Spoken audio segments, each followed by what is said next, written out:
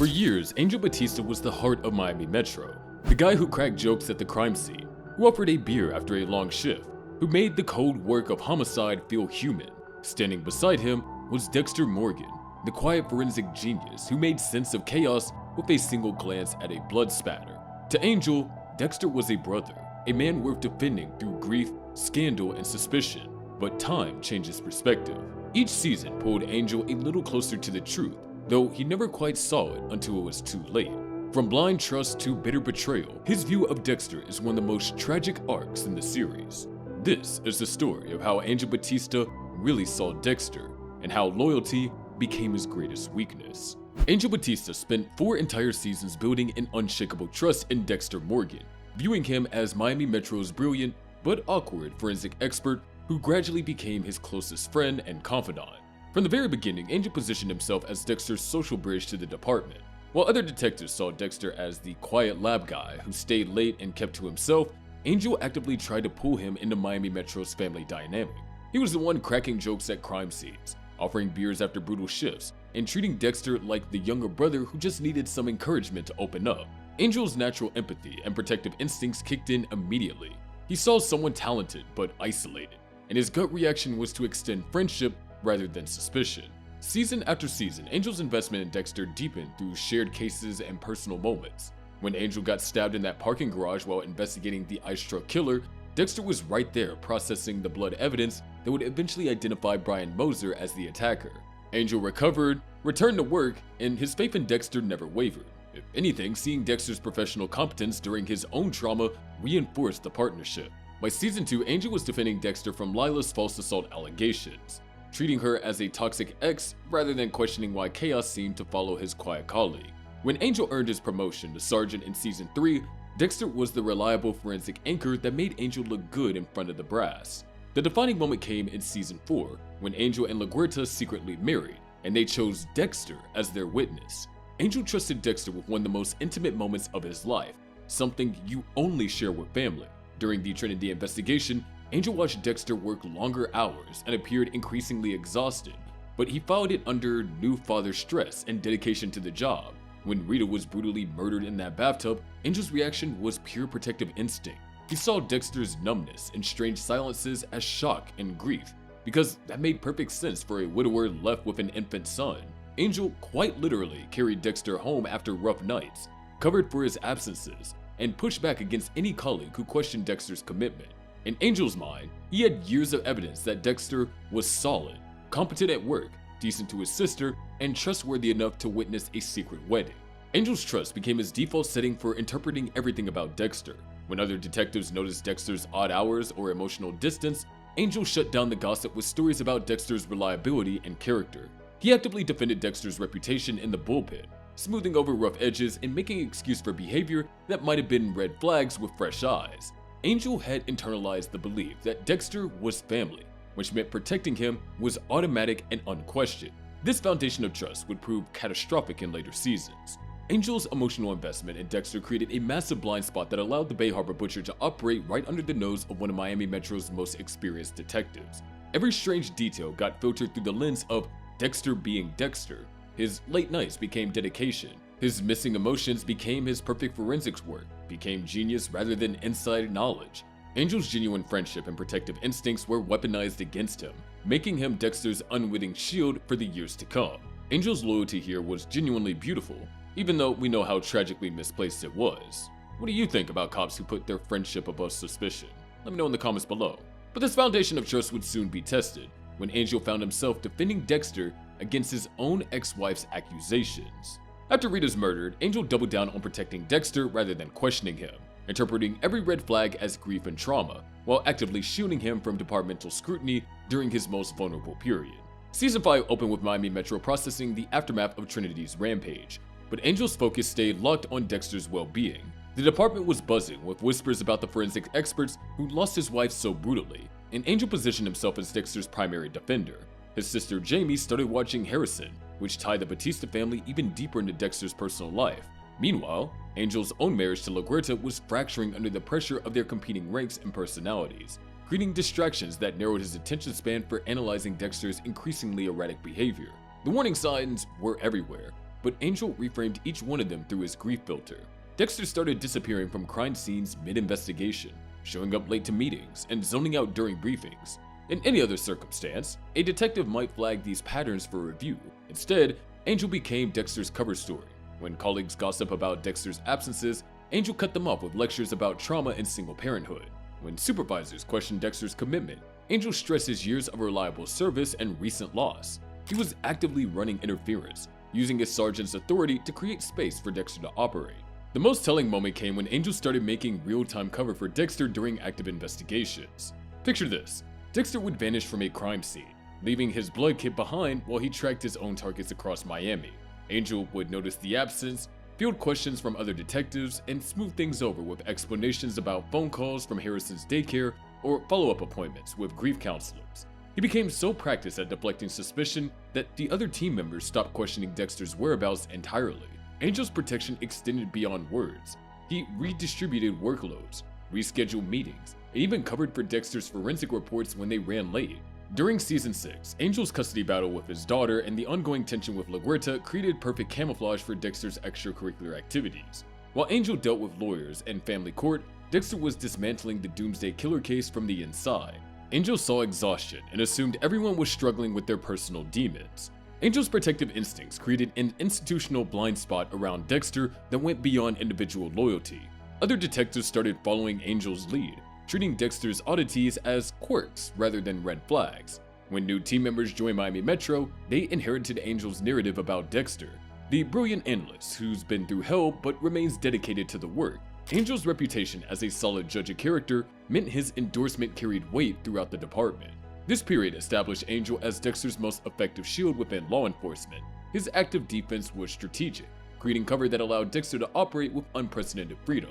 Angel's sister, Jamie, becoming Harrison's nanny meant the Batista family was now financially and emotionally invested in Dexter's well-being, making any future suspicion feel like a betrayal of family bonds. Most crucially, Angel's protective pattern during these seasons would make him completely unprepared for LaGuerta's eventual accusations, since he spent 2 years training himself to dismiss evidence in favor of loyalty. Angel's instinct to protect a grieving friend shows his best qualities, but it also reveals how compassion can be weaponized by the right predator. Maybe Dexter consciously exploited Angel's empathy here, or maybe it's just how things worked out. But Angel's shield would face its greatest test when LaGuerta started connecting the dots that threatened everything. When Maria LaGuerta reopened the Bay Harbor Butcher investigation and pointed directly at Dexter, Angel didn't weigh the evidence. He became Dexter's most vocal defender, dismissing his ex-wife's theory as obsession and inadvertently isolating her before her death. By Season 7, Angel had nearly a decade of lived experience telling him Dexter Morgan was fundamentally good. That conviction ran so deep that when LaGuerta started connecting blood slides and crime scenes back to Dexter's forensic work, Angel's reaction was immediate rejection rather than investigation. LaGuerta had found genuine leads suggesting James Dokes wasn't the real Bay Harbor Butcher, inconsistencies in the timeline, evidence that didn't quite fit, and patterns that kept circling back to Dexter's professional fingerprints. But Angel was watching his ex-wife target his best friend, and his loyalty kicked into overdrive. LaGuerta's approach was methodical and careful. She revisited old case files, cross-referenced Dexter's blood work with unsolved vigilante murders, and started building a timeline that painted a disturbing picture. When she brought her suspicions to Angel, expecting his detective instincts to engage, she instead had a wall of personal defense. Angel listened to her lay out connections between Dexter's crime scene's presence and the Butcher's victims, but his response was emotional. He pushed back with stories about Dexter's character, his reliability during tough cases, and his dedication as a father. Angel treated LaGuerta's evidence like an attack on family rather than a legitimate investigation. The confrontation escalated when Angel openly questioned LaGuerta's motives, suggesting she was letting obsession cloud her professional judgment. The ironing was crushing. Angel accused her of the exact bias he was displaying in reverse. During one heated exchange, Angel defended Dexter by invoking their wedding, their friendship, and years of shared cases. He reminded LaGuerta how Dexter had been there for both of them during difficult times, and how he had never given them reason to doubt his integrity. What Angel couldn't see was that those same qualities, reliability, competence, and emotional distance, could just as easily describe a successful sociopathic killer. Angel's retirement planning added another layer of denial. He was mentally checking out of Miami Metro, fantasizing about Batista's restaurant and a life beyond homicide investigations. If LaGuerta was wrong, he could retire peacefully with his friendships intact. If she was right, then one of his closest relationships was built on deception and murder. Angel chose the version of reality that lets him sleep at night. Angel's dismission of LaGuerta was institutional. His reputation as a steady, reliable judge of character meant other detectives followed his lead in treating her theory as far-fetched. When LaGuerta needed departmental support for her investigation, Angel's opposition helped isolate her. She found herself pursuing the Bay Harbor Butcher case alone, without backup or resources, making her vulnerable to exactly the kind of confrontation that would end her life. LaGuerta's death at the shipping yard was the direct consequence of Angel's protective shield around Dexter. Had Angel supported her investigation, she might have had institutional weight behind her accusations. Instead, she stood alone against Dexter and Deborah, and that isolation cost her everything. Angel mourned LaGuerta's death as a tragedy of police work, never connecting it back to the theory he'd hoped discredit. His blind faith in Dexter hadn't just protected a killer, it had indirectly contributed to his ex-wife's execution. The cruel irony was that Angel's loyalty, his best quality as a friend, became the weapon that killed the one person who saw the truth. This was a perfect example of how dangerous loyalty can become when it overrides evidence. Angel was being a good friend, but a terrible detective, and LaGuerta paid the price. But Angel's protective instincts would continue even as bodies kept piling up around Dexter. Think LaGuerta was right? Prove it. Hit subscribe and we'll build the case file, slide by slide. Season 8 surrounded Angel with murders, betrayal, and departmental chaos directly connected to Dexter. Yet he processed every tragedy as coincidence rather than pattern, proving that his loyalty had completely murdered his detective instincts. Pun intended. The aftermath of LaGuerta's execution should have been Angel's wake-up call, but instead it became another tragedy he filed under hazards of police work. The department was unraveling, Deborah was spiraling into self-destructive behavior, Quinn was battling his own demons, and Miami Metro felt like a powder keg waiting to explode.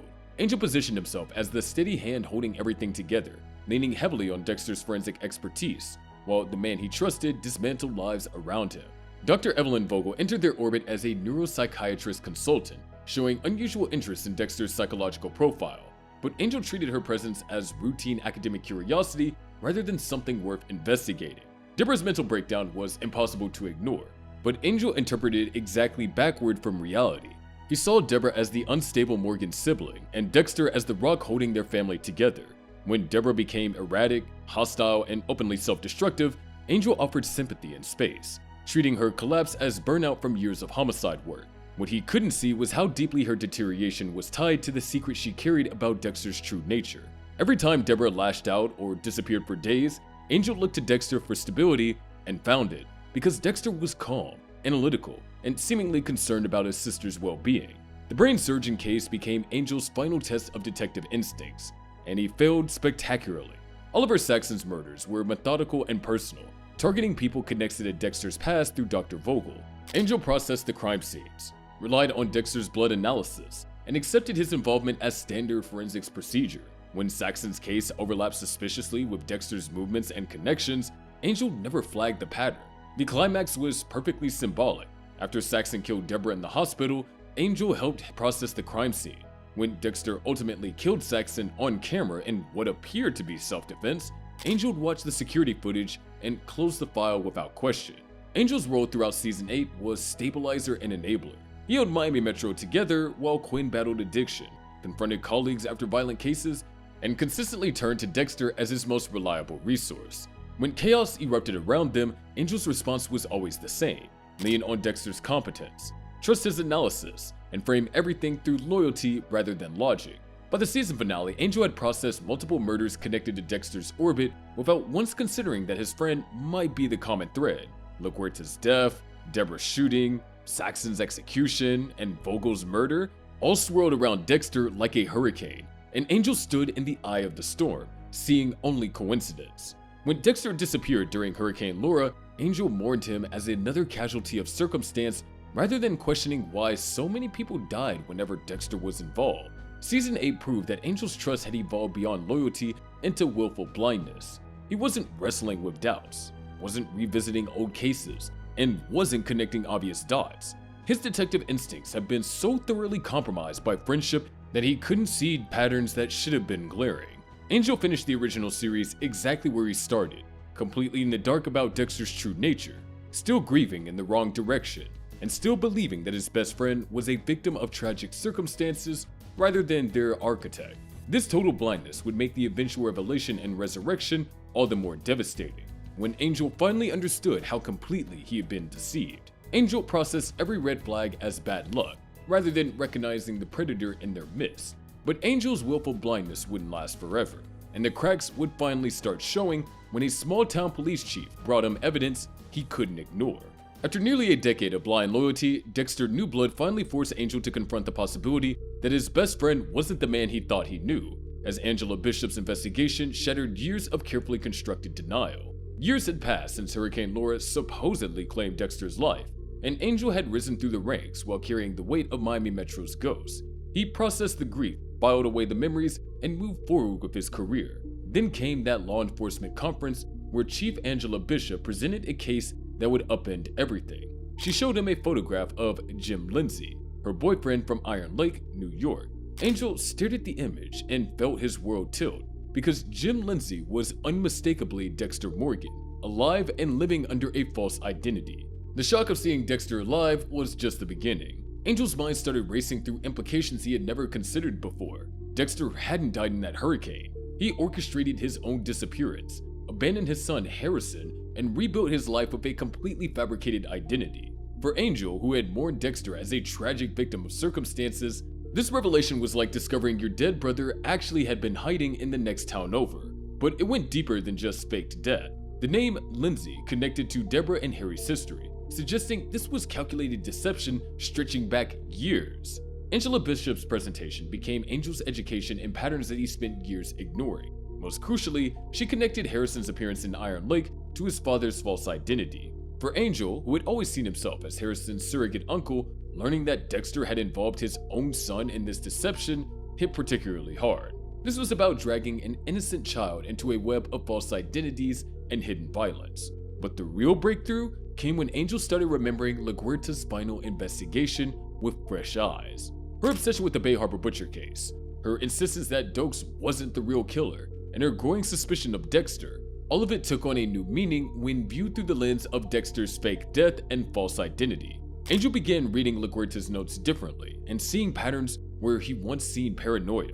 For the first time in nearly 2 decades, Angel stopped reflexively defending Dexter. When Angela Bishop shared her suspicions, Angel didn't dismiss them in the way that he once dismissed LaGuerta's concerns. He listened. He considered the evidence. He acknowledged the troubling coincidences. The man he once called best friend now sat in his mind as a suspect, and that shift was seismic. Angel realized that he'd been mourning the wrong person. Dexter was never a victim who died tragically. He was a manipulator who escaped consequences. New blood planted seeds of doubt that could never be uprooted. Angel couldn't go back to blind trust after seeing Dexter alive under a false name.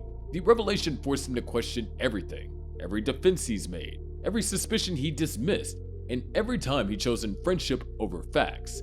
LaGuerta's voice echoed in his head with new authority, and Angel began to understand that maybe she hadn't been paranoid. Maybe she's been right all along. This awakening would drive him to pursue the truth in the same determination he once used to protect Dexter's lies. Seeing someone you thought was dead living under a fake name would shatter anyone's sense of reality. I mean, how do you even process that level of betrayal for someone you trusted completely? But these cracks in Angel's faith would soon explode into a full investigation when he returned, determined to uncover the truth about his former best friend. Dexter Resurrection brought Angel's decade-long journey to its brutal conclusion. Strapped to a kill table, hearing Dexter's confession, and realizing that his loyalty had been the very weapon used to enable a monster's decade-long killing spree. Angel returned to Miami a changed man after the Iron Lake revelations. The detective who once dismissed every red flag now saw patterns everywhere he looked. His investigation wasn't official yet, but it was thorough and relentless. Angel planted tracking devices, questioned former colleagues, and pieced together a timeline that painted an increasingly horrific picture. But he was walking into a trap because Dexter knew he was being hunted, and that knowledge made Angel incredibly vulnerable. The hospital visit early in the season set the tone perfectly. Angel stood beside Dexter's coma bed, and gone was the warmth, the casual socio, the easy friendship. His voice carried suspicion and barely contained anger as he mentioned Angela Bishop's accusations and the false identity that had shattered his trust. When Dexter recovered, Angel welcomed him back by subtly interrogating him. Their conversations became tense exchanges where Angel asked pointed questions about whereabouts, connections, and coincidences that no longer felt coincidental. Angel's patience wore thin with each evasive answer, each deflection that once seemed reasonable but now sounded like calculated deception. Angel's investigation led him to a near-empty kill room, plastic sheeting, surgical tools, and evidence of ritualistic preparation that matched descriptions from the Bay Harbor butcher case. This was vindication, the proof LaGuerta had died trying to uncover. But when Angel brought Detective Claudette Wallace and Melvin to the scene, they dismissed it as circumstantial. His credibility was questioned, armed with fragments of truth but alone in his conviction. The irony was devastating. The man who once accused LaGuerta of paranoia now faced identical dismissal from colleagues who saw obsession rather than evidence. Episode 9, Touched by an Angel, brought the inevitable confrontation. Leon Prater abducted Angel and delivered him to Dexter's kill table, where years of denial finally collapsed into horrifying reality. Strapped down, surrounded by the plastic wrap and surgical tools he spent years rationalizing away, Angel heard the words that destroyed everything. Dexter's confession that he was indeed the Bay Harbor butcher. The scene was surreal. Angel finally getting the truth he'd been chasing, but in the worst possible circumstances. This was the ritual he defended as impossible, the precision he attributed to dedication, and the pattern he refused to see for nearly a decade. Angel's final moments weren't those of a cop finding vindication. They were the moments of a friend realizing that he'd been lied to for nearly a decade. His last words, Dexter Morgan, "F you," carried all the weight of betrayal, all the rage of someone who understood that his trust had been the weapon used against him. These weren't the words of Miami Metro's Sergeant Batista speaking professionally. This was Angel, the man who had called Dexter his best friend, finally understanding the depth of manipulation he endured. Angel died without the chance to bring Dexter to justice, without the satisfaction of exposing the truth, and without the opportunity to apologize to LaGuerta's memory. Angel's death was the ultimate irony of his entire arc. The man who defended Dexter longest and most fiercely was the one who finally heard the confession, and it cost him his life. Angel became the embodiment of every missed warning, every rationalized red flag, and every moment he chose friendship over facts. His story reveals how monsters hide in plain sight by exploiting the very best qualities of good people. Angel's empathy, his protective instincts, and his capacity for unconditional friendship, all of it was weaponized against him by someone who understood exactly how to manipulate genuine human connection. His death serves as the cautionary tale of the entire Dexter universe. When loyalty becomes absolute, when friendship blinds us to evidence, monsters can operate with impunity right under our noses. Angel's final "F you" might be the most heartbreaking moment in the entire series. It's not just anger, but the sound of a decade of trust shattering all at once. Angel Batista's journey, from trust to betrayal, from defender to victim, it shows us that sometimes the people we die for are the ones most likely to kill us. And his story ended with that terrible truth carved in blood on a kill table, where friendship finally met its monster. From Brothers in Arms to "F you," subscribe so you don't miss the next body of evidence, and I'll see you in the next one.